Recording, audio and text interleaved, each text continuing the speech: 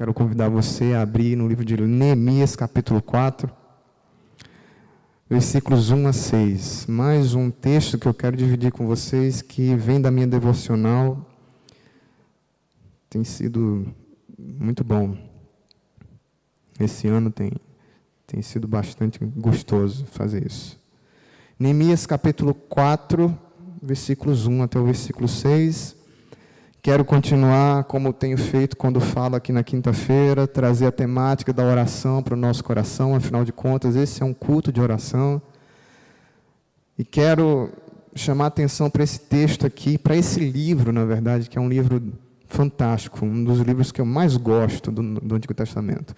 O texto, aliás, o título que eu dei para essa pregação é A Oração Ferramenta para Obras Pesadas. A oração ferramenta para obras pesadas. Neemias capítulo 4, você vai encontrar Neemias um pouquinho antes dos Salmos. Vamos fazer a leitura do versículo 1 até o versículo 6. Diz assim, então, o cronista, versículo 1, quando Sambalate ouviu que nós estávamos reconstruindo a muralha, ficou irado e indignado e começou a zombar dos judeus. Na presença de seus irmãos e do exército de Samaria, ele disse, o que é que esses judeus fracos estão fazendo? Vocês vão permitir que eles continuem? Será que vão oferecer sacrifícios? Pensam que podem acabar a obra num só dia? Será que as pedras que foram queimadas poderão renascer daqueles montões de pó? Tobias, o amonita, estava com Sambalate e disse, mesmo que reconstruam, se vier uma raposa, derrubará aquela muralha de pedras. Aí no versículo 4, inesperadamente, nós temos a oração de Neemias. Ouve, ó nosso Deus, pois estamos sendo desprezados. Faze com que o seu desprezo recaia sobre a cabeça deles e faze com que sejam despojo numa terra de cativeiro.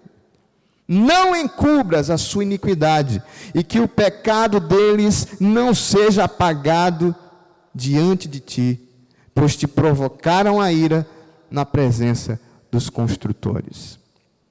E mais uma vez, de repente, no versículo 6, assim, reconstruímos a muralha, e toda a muralha foi acabada até a metade da sua altura, porque o povo tinha ânimo para trabalhar. Texto maravilhoso para nós. Vamos fazer mais uma oração rápida, pedindo a graça de Deus. Senhor, estamos aqui, eu especialmente, mais uma vez, agradecendo essa oportunidade, Pai. Ainda que na minha alma eu me sinta confortável, ainda que eu sinta esse desejo e alegria de fazer isso, não quero confiar em mim, não quero confiar nos meus instintos, não quero confiar nas minhas impressões, eu quero, Deus, colocar minha alma completamente diante de Ti, porque, Senhor, queremos uma experiência contigo, Pai, queremos ver o Senhor saltar das Escrituras para o nosso coração. Queremos, ó Deus, que a nossa alma seja incendiada diante dessa palavra, Pai, que carrega a verdade de Deus para nós. Ó, meu Deus, faz isso nessa noite mais uma vez, que, ó Deus, no momento que nós colocarmos os nossos olhos nessas experiências, nesses homens e mulheres, Pai, salte de novo aquele rio transbordante de gozo na nossa alma e a gente encontre Jesus hoje à noite, que a nossa alma sinta o sabor, o alento, ó Deus, o consolo, o conforto que há em estarmos no ambiente da oração, em nos encontrarmos, ó Deus, contigo, nesse ambiente em que as palavras são poucas, mas que as emoções, ó Deus, os estados de alma são completamente percebidos pelo Senhor. Eu sei que os meus irmãos nessa noite, muitos deles se identificarão com esse texto, com essa experiência de Neemias. Ó Deus, e por isso eu peço que o Senhor fale para eles em cada palavra, que o Senhor fale mais uma vez comigo, Senhor, para que nós saiamos daqui com esse desejo e essa certeza, como foi lido no Salmo 27, que ainda que se levante um exército contra nós, todavia nós confiaremos no Senhor. Nos ajuda, Pai, em nome de Jesus, com perdão dos nossos pecados. Amém. Amém, queridos. Nós estamos de novo aqui, diante desse cenário. Eu digo de novo porque algumas semanas atrás eu praticamente abordei o mesmo ambiente. Se você lembrar comigo, eu falei do Salmo 126. E o Salmo 126, tanto quanto o livro de Neemias, trazem o cenário, o momento em que o povo de Deus volta da Babilônia para a terra prometida, lá em Jerusalém, para a área de Judá, 70 anos depois do cativeiro. Nós estamos de volta aqui, entretanto, há um momento posterior a esse. Existem 3 grandes figuras nesse momento, que são Zorobabel, Esdras e Neemias. Esdras, sem dúvida, uma pessoa de destaque, porque, segundo se acredita, ele escreveu o livro de Esdras, escreveu o livro de Neemias, inclusive 1º e 2º Crônicas também, e até mesmo o Salmo 119. Então, há, segundo alguns pensam, uma linha reta de sentido de 1º e 2º Crônicas e Esdras, Neemias, que seriam um livro só na Bíblia hebraica, eles seriam a continuidade de 1º e 2º Crônicas, e fechariam a revelação do Antigo Testamento, segundo a organização da Bíblia hebraica. Mas, indo mais diretamente para o nosso texto aqui, sem ficar na tentação de falar informações demais, eu gostaria de você percebesse aqui a própria vida de Neemias. Neemias é uma pessoa que me chama muita atenção, é um homem que inspira o meu coração. Eu já falei lá no início que Neemias é um dos meus livros preferidos, porque, além de ser um cara muito inteligente, além de ser uma pessoa de estratégia, um homem de alto poder de administração, de percepção, de inteligência emocional, de saber colocar as palavras no momento certo, de não se deixar derrubar ou mover por alguma situação difícil, Neemias também é um homem de oração. Neemias, o livro de Neemias é um livro cercado por um clima de oração. E orações diferentes, meus irmãos. Breves orações, nós vemos orações como essas que vimos aqui no versículo 4 e 5, que surgem do nada, nos surpreendem. Se você não for um leitor atento, você nem percebe que é uma oração. Mas orações profundas, fervorosas, sinceras diante de Deus. De fato, o que aconteceu com Neemias aqui, o seu nome já é muito interessante, porque significa o Senhor consola. Esse homem não era como Esdras, um homem especial, um homem trabalhado, um sacerdote, um escriba versado na lei. Neemias era um homem como eu e você, não era pastor, não tinha, talvez, não tinha um conhecimento a mais das Escrituras, entretanto era um homem muito inteligente. Ele ocupava um cargo no reino persa da sua época, que era um cargo de alta confiança, ele era copeiro. E quando nós voltamos para o capítulo 1 de Neemias, ele escuta a história do que estava vendo em Jerusalém, e o seu coração é totalmente abalado pelas novas que ele recebe. Isso porque 94 anos depois da primeira leva retornar com Zorobabel, e aquele homem ser usado por Deus para reconstruir o templo, as muralhas de Jerusalém ainda estavam queimadas e destruídas. E isso, para uma cidade do tempo antigo, era totalmente aterrador. Não existia possibilidade de governo, de segurança, se uma cidade não tivesse as suas muralhas, não tivesse seu cercamento com muros. E nos diz lá no capítulo 1 que Neemias, quando ouviu isso, no versículo 4, chorou e lamentou com jejuns e orações diante de Deus durante muitos dias. Repito para você, um homem que não era um homem separado para uma obra específica, que não tinha nenhum tipo de formação para isso, não era nenhum levita, não era um sacerdote, era um homem comum. Esse homem, entretanto, começa a orar no capítulo 1 sobre a vergonha, sobre tudo que estava ali diante do povo de Deus, e resolve ousadamente ir falar com o rei. Utilizar aquele link que ele tinha com o rei persa para tentar persuadi-lo de permitir que ele fosse à sua cidade natal, Jerusalém, ele mesmo trazer uma solução para a situação. E foi exatamente isso que aconteceu, irmãos. No capítulo 2, Neemias vai à presença do rei, fala com o rei percebe a sua tristeza, e encurtando um pouco a história aqui, ele é designado governador da região, se dirige para Judá e começa a partir do capítulo 2, na metade do capítulo 2, a organizar ali como seriam os preparativos para a reconstrução dos muros. E o capítulo 3 é justamente isso, é a separação de todas as famílias, reconstruindo as partes dos muros que correspondiam ao local em que eles habitavam. Entretanto, meus irmãos, como acontece na minha vida, na sua vida, todas as vezes que nós começamos a fazer a obra de Deus, aparece oposição. Levantam-se os inimigos de Deus. E é para isso que eu queria chamar a tua atenção nessa noite. No capítulo 4, duas figurinhas vão aparecer, por assim dizer, dois homens terríveis, perversos, de má índole, um chamado Sambalate e outro chamado Tobias. Eles começam a articular de forma maligna planos, projetos para desestruturar a continuidade da obra de Deus. O capítulo 4 é justamente a narrativa de como em 52 dias Neemias conseguiu, pela graça de Deus, pela oração e pela força que foi dada ao povo, fazer o que Zorobabel não conseguiu fazer em 94 anos. O capítulo 4 nos mostra, portanto, qual foi o tipo dessa oposição que o povo sofreu e como Neemias rebateu, conseguiu contornar e terminar, pelo menos até aqui o texto, onde temos a metade da obra.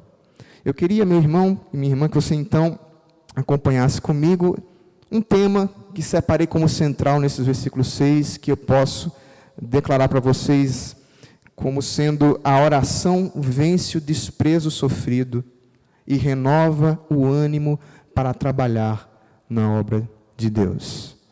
Então, o que nós poderemos tirar como tema central desses versículos aqui que lemos é que a oração vence o desprezo sofrido e renova o ânimo para trabalhar na obra de Deus.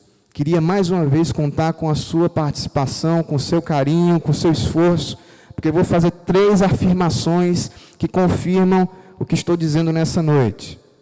A primeira delas se encontra no versículo 1 até o versículo 3. Queridos irmãos, primeira afirmação que pode ser feita dessa situação que está diante dos nossos olhos é que aqueles que trabalham na obra de Deus sofrerão forte oposição. É justamente o que se desenha no nosso horizonte.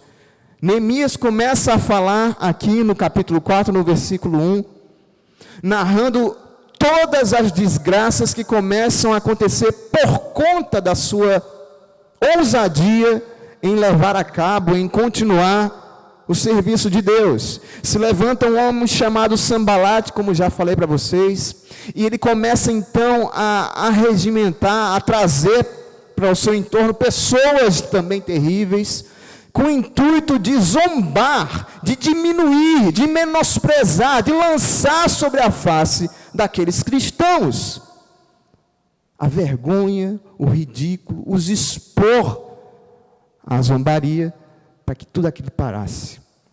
É como eles lembravam em nada uma Jerusalém dos tempos gloriosos de Davi e Salomão, pujante, rica, forte. E está ali Neemias, o nosso irmão na fé, construindo com seus irmãos e seus líderes. Daqui a pouco chega esse homem malvado, esse homem maligno, com uma grande tropa, como diz o versículo 2, na presença dos seus irmãos, do exército de Samaria, vem toda aquela cavalaria e um coro da vergonha começa a ser cantado contra o povo de Deus. Esse momento em que Sambalate ouve que Neemias havia começado a reconstrução da muralha, ele fica irado. ele fica indignado, ele não suporta. Isso já tinha acontecido no capítulo 2, versículo 10. Mas agora, ao ver com seus próprios olhos, aquele homem se toma de uma ira indomável, inexplicável.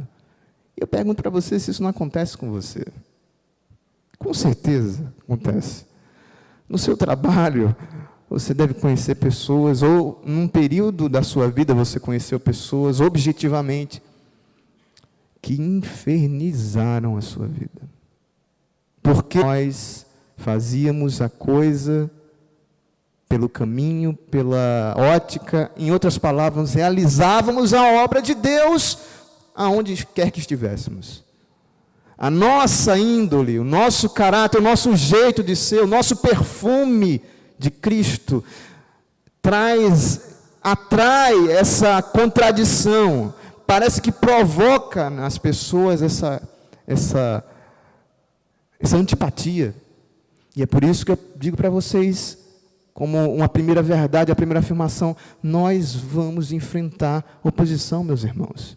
Mas veja até que ponto isso acontece. Quando esse homem fica irado, o trabalho dele fica mais difícil. Ele não apenas tem uma obra dificílima para fazer, que é reconstruir toda a murada de Jerusalém, como ele tem que fazer isso debaixo de opressão.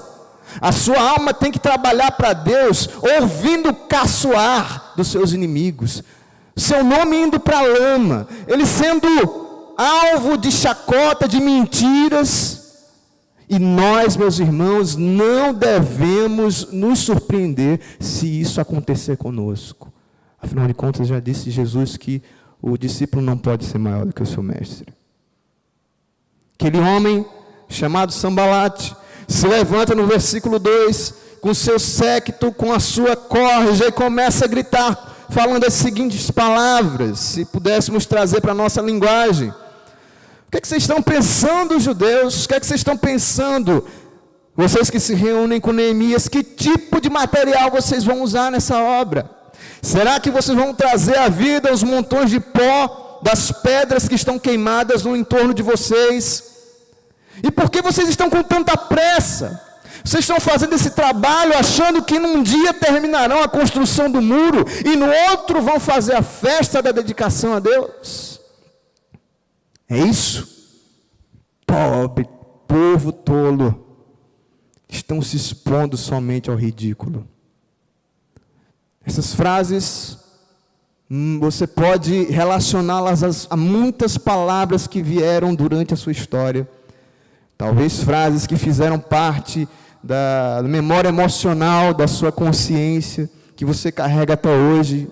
Pessoas no decorrer da sua vida são marcadas por palavras duras de algumas pessoas que se voltaram contra elas, e isso não foi diferente com Neemias, meus irmãos, porque todos aqueles que trabalham na obra do Senhor vão sofrer forte oposição.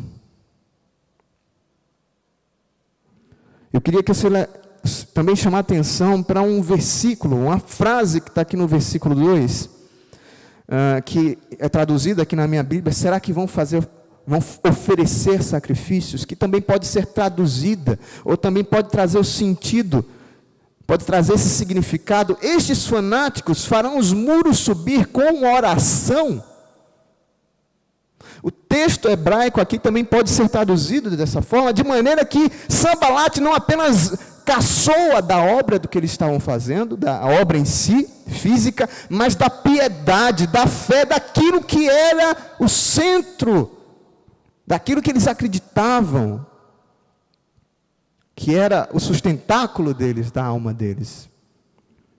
No versículo 3, se junta esse outro sujeito chamado Tobias, o amonita, e também começa a fazer menosprezo não menor a todo o povo de Deus, dizendo os materiais que eles estão usando são tão ruins, e o trabalho feito tão sem técnica, que até o peso de uma raposa vai derrubar essa muralha.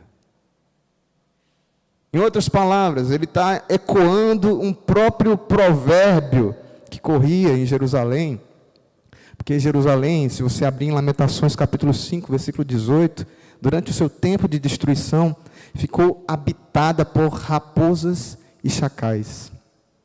Ele está fazendo ecoar essa situação. Mas o que a gente pode aprender disso, meus irmãos? Objetivamente, já compreendemos aqui que todos nós vamos sofrer oposição. Por isso, não devemos jamais nos surpreender com as afrontas que nós sofremos, porque trabalhamos para o crescimento da obra de Deus nesse mundo. Não espere o elogio das pessoas. Não espere o reconhecimento do seu trabalho. Não espere porque você tem guardado a sua ética cristã, a sua integridade como homem de Deus, homem de mulher, que as pessoas aplaudam você e digam: muito bem, vejam ali, está indo um servo de Deus. Oh, queremos ser como ele. Não! As pessoas jamais se contentarão com o padrão de Cristo ofuscando a vida delas. O próprio Senhor Jesus Cristo disse que todos aqueles que serão chamados bem-aventurados sofrerão perseguições. Aliás, ele diz: bem-aventurados vós quando por causa de mim vos injuriarem e mentirem, disserem toda sorte de coisas. Nesse dia exultai, porque grande é o vosso galardão no reino dos céus. Então, meu querido irmão, minha querida irmã, não seja ingênuo.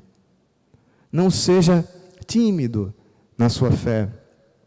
Tenha consciência que nós vamos enfrentar sempre oposição forte. Às vezes, uma oposição maior, uma oposição mais aberta, outras vezes uma oposição mais velada. E eu queria, inclusive, aproveitar rapidamente aqui para falar para vocês como age o nosso inimigo, né? Como essas pessoas malignas, movidas por Satanás, elas agem. Primeiro, elas procuram a afronta direta, elas ridicularizam, elas lançam isso diante da nossa face. Depois elas passam para um próximo passo que o Sambalate e o Tobias, na continuidade do capítulo 4, fizeram. Eles vão para a conspiração, agora eles vão para os planejamentos secretos, para tentar, de alguma maneira, achar uma nódoa no seu caráter, na sua história, colocar o seu nome no lixo, fazer o cancelamento da pessoa, a linchação da reputação, como vemos hoje nas redes sociais. E por último, vem um apelo à violência. Violência até certo ponto física, para destruir, se necessário, a pessoa, o Filho de Deus. A história da igreja é repleta disso. Mas não somente isso, meus irmãos, esses nossos inimigos, eles também se valem de 3 níveis de afronta. Eles querem primeiro nos diminuir diante dos outros. Foi o que Sambalate fez. Começou a menosprezar Neemias diante de todas as pessoas, de maneira pública, o que nós chamamos de difamação. Fazer você diminuído, a sua imagem diminuída diante dos outros, as pessoas enxergarem você como menor. Num segundo momento, eles querem fazer com que você mesmo, eu e você, nos enxerguemos menor do que sejamos, o que a gente chama de injúria. Diminuir a nossa própria imagem, fazer a gente titubear na nossa concepção de nós mesmos. Mas será que realmente eu sou bom? Você fica ouvindo aquela voz perversa e você vai quase que, sem querer, assimilando, inspirando aquele bafo do inferno, até que a sua alma fica como Elias, num determinado momento, que correu de Jezabel e queria morrer. E num terceiro momento, esses homens querem duvidar da nossa capacidade, das nossas obras, daquilo que a gente faz, daquilo que é a nossa história, do que nós podemos fazer. Não acredite em nenhuma dessas palavras. Conheça, perceba como eles agem. E não vamos permitir que a nossa fé se desanime diante disso. Amém, queridos? Em segundo lugar, a história não termina aí. Nem só de oposição é feita a vida do crente. No segundo momento, queridos, vem o que mais me impressiona na vida de Neemias. Esse homem fantástico faz o que nós jamais esperaríamos. Segunda afirmação que eu quero falar nessa noite é que o desprezo à obra de Deus deve ser respondido com oração. O desprezo à obra de Deus deve ser respondido com oração. No versículo 4, como eu narrei ali na minha leitura, meio que aparece do nada essa oração, sem introdução. O próprio narrador não faz ali uma preparação. Ela aparece no versículo 4. Ouve, ó nosso Deus, pois estamos sendo desprezados. Aqui é uma lição muito rápida para nós, meus irmãos. Toda vez que nós sofremos uma forte oposição no nosso coração, a coisa mais prática que nós precisamos fazer é falar o que está acontecendo para o nosso Pai. A coisa mais prática que se deve fazer no momento em que se sofre é orar. Não é a única, mas é a mais prática. E Neemias coloca tudo aquilo diante de Deus. Ele não se volta para trazer a réplica ao que estava ouvindo. Ah, é, Sanbalate, você que é um filho da incircuncisa. Não. E Neemias concentra toda a sua energia para entregar tudo o que estava acontecendo diante de Deus. É verdade que em outros momentos aqui, esse não foi o único enfrentamento com Sanbalate e Tobias, e até com Gesem, que é outro, com a profetisa Noadia. Neemias é tão impressionante, queridos. Eu amo tanto o livro de Neemias, eu estou me contendo aqui para não falar muita informação, mas eu considero o livro de Neemias, a história de Neemias, um manual de guerrilha. Parece de alguma maneira com o livro de Marcos, com o Evangelho de Marcos, no Novo Testamento, porque em Marcos a gente vê Jesus rapidamente saindo de uma emboscada, indo para outra, sofrendo oposição, uma pergunta capciosa, e ele escapa. Do mesmo jeito nós vemos Neemias com habilidade, com capacidade, saindo das emboscadas dos seus inimigos, respondendo às vezes diretamente, às vezes nem respondendo de maneira inteligente, mas principalmente orando, colocando diante de Deus aquilo que ocupava, aquilo que trazia angústia para o seu coração. E foi isso que ele fez. Nós podemos observar duas coisas, meus irmãos, aqui na oração de Neemias. No versículo 4, ele faz o que a gente pode chamar de oração imprecatória, que é muito comum dos homens do Antigo Testamento, que é pedir para os seus inimigos que eles sofram o que eles estão fazendo, se coloquem, que seja colocado sobre eles a mesma situação nas quais eles colocam os servos de Deus. Senhor, se eles estão atirando flechas contra mim, que essas flechas voltem contra eles. Você percebe aí no versículo 4 que ele diz com toda a convicção: faze, Senhor, com que o seu desprezo recaia sobre a cabeça deles, e faze com que sejam despojo numa terra de cativeiro. Manda eles para o cativeiro agora, Senhor, para eles saberem o que é passar 70 anos no cativeiro como nós passamos. Como entender, meus irmãos, essa oração de Neemias? Entender com toda a capacidade que aquele homem tinha. Era um homem incrível, era um homem piedoso, mas era um homem do seu tempo. Ele foi iluminado com a luz de vela da lei. Nós somos iluminados com o sol da justiça do Evangelho. Por isso, meus irmãos, nós precisamos responder às afrontas que recebemos em oração, como o Senhor Jesus nos ensinou: orai pelos que vos perseguem, abençoai, não amaldiçoeis os vossos inimigos. Se o teu inimigo tiver fome, dá uma pesada nele, né? Não, dá-lhe de comer. Se o teu inimigo tiver sede, dá-lhe de beber. E eu poderia repetir vários dos textos do Sermão do Monte. Isso me faz pensar na minha vida, na sua vida. Certamente você se identificou quando eu falei da oposição a Deus, que todos nós sofremos, vieram pessoas à sua mente. Você pensou, talvez no momento que está vivendo agora, de forte guerra com pessoas bastante reais.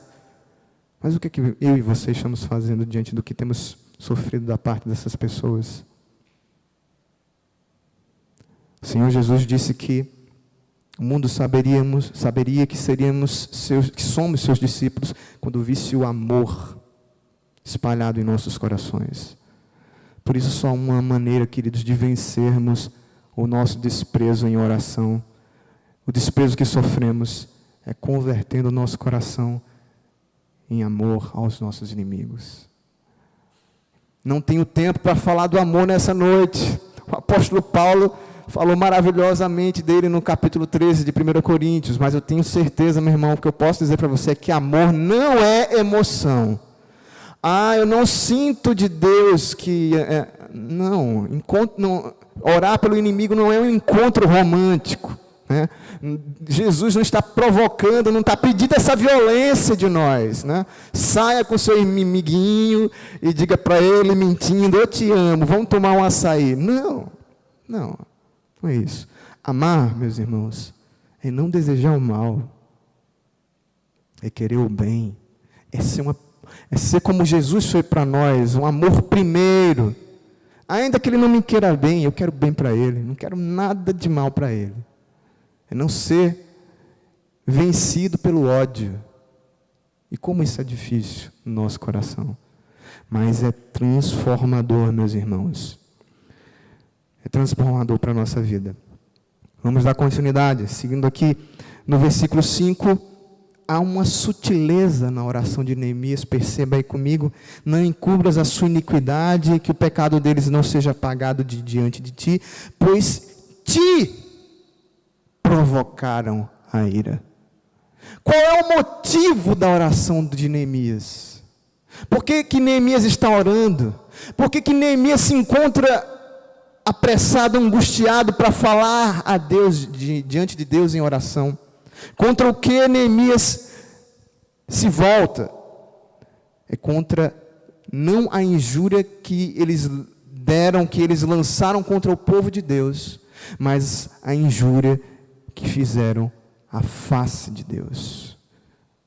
Pois te provocaram a ira na presença dos teus inimigos. Assim nós devemos considerar todas as afrontas que são feitas a nós. Não leve para o lado pessoal. Não leve como um ataque à sua vida. Traga isso para Deus. Faça isso como algo lançado para Deus. Aliás, nenhum de nós tem mais interesse em reagir aos ataques que a gente recebe do que aquele que é o dono da obra. Para que ficar preocupado se você é apenas o empregado, o serviçal, o servo humilde? Eles, quando atacam você e a mim, meus irmãos, eles estão, na verdade, criticando, atentando aquele que é o nosso dono, aquele que é o nosso Senhor. Por isso, meus irmãos, devemos nos indignar, não porque a injúria é feita contra nós, mas porque a injúria é feita contra Deus. Afinal de contas, o Senhor Jesus nos ensinou a orar: Pai, que o teu nome seja santificado, aqui na terra como no céu. Não há nenhuma referência ao seu nome, ao meu nome. Infelizmente, tenho que dizer para você que o que está reservado para nós é o que foi reservado aos santos. Nosso nome, por amor ao Evangelho, muitas vezes vai ser jogado na lama. Muitas vezes as pessoas vão ter falsas opiniões sobre nós, mas contanto que o nome de Jesus seja glorificado, contanto que as pessoas considerem santo o nome de Deus, tudo deve estar bem. Dessa forma, orando ação na nossa vida, nosso coração perceberá toda a situação de angústia, de afronta de uma outra maneira. E por fim, meus queridos, caminhando aqui para o final dessa meditação, terceira afirmação que eu quero falar, está no versículo 6. Deus responde com a renovação do ânimo. Deus responde à oração, a nossa oração, com a renovação do ânimo para continuar trabalhando. É o que aconteceu aqui no versículo 6. Uma oração simples, uma oração despretensiosa, uma oração breve, mas verdadeira, profunda, de entrega da situação dos seus inimigos a Deus. E o que aconteceu? Assim, reconstruímos a muralha. Você crê nisso? Se nós, de fato, fizermos isso, entregarmos a Deus em oração, nós vamos nos assustar como as coisas vão acontecer na nossa vida.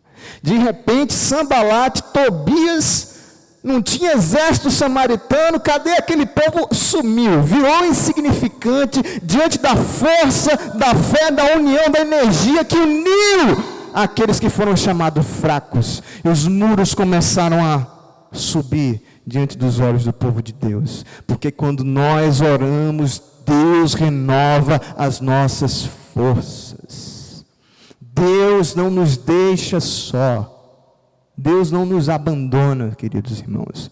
Mas Deus revigora a nossa força. E nós vamos continuando como Neemias e o seu povo. E toda a muralha foi acabada, até a metade da sua altura. Porque o povo tinha ânimo para trabalhar. Esse é o resultado da oração, meus irmãos. É por isso que nessa noite eu quero chamar a sua atenção para esse texto, quero chamar a sua atenção para essa experiência.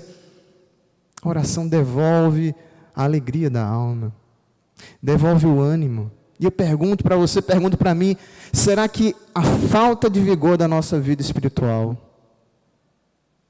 será que a nossa fraqueza de fé não vem por conta da nossa falta de oração? Será que nós não estamos sentindo mais as dores da batalha, as pessoas que estão no nosso entorno, porque nos tem faltado a oração, essa entrega em oração diante de Deus? Não estou falando da oração, daquela oração automática que a gente normalmente faz, de manhã, no almoço, que é oração de verdade. Aliás, meus irmãos, qual foi a última vez que a gente de fato derramou a nossa alma diante de Deus? Quando foi de fato que a gente trouxe para Deus os problemas da nossa existência? Quando foi que a gente teve a experiência de contar, meu Deus, eu estava totalmente irado, eu queria falar impropérios para essa pessoa, mas eu saí dessa oração revigorada, e a minha fé é orar pela paz dessa pessoa. Aqui não vai entrar o ódio, aqui não vai me alcançar, não vou ser vencido pelas armas da malícia, mas as nossas armas são espirituais e poderosas em Deus para a destruição de fortalezas. Queridos, a oração é poderosíssima para fazer isso na nossa alma. E eu convoco você a hoje à noite ter essa experiência. Se não aqui hoje, se não aí na sua casa, daqui a pouquinho, quando a gente sair. Eu estou falando disso aqui porque eu acredito piamente, a minha vida, eu daria a minha vida pelo que eu estou pregando aqui. Deus faz milagres no nosso coração quando nós oramos. E quando nos tentarem, meus irmãos, fazer parar de realizar a obra de Deus, busquemos na nossa oração a ajuda ao Senhor e a força necessária para continuarmos firmes e constantes trabalhando para Ele. Que Deus abençoe o seu coração em nome de Jesus, que isso seja verdade na minha e na sua vida para sempre. Amém?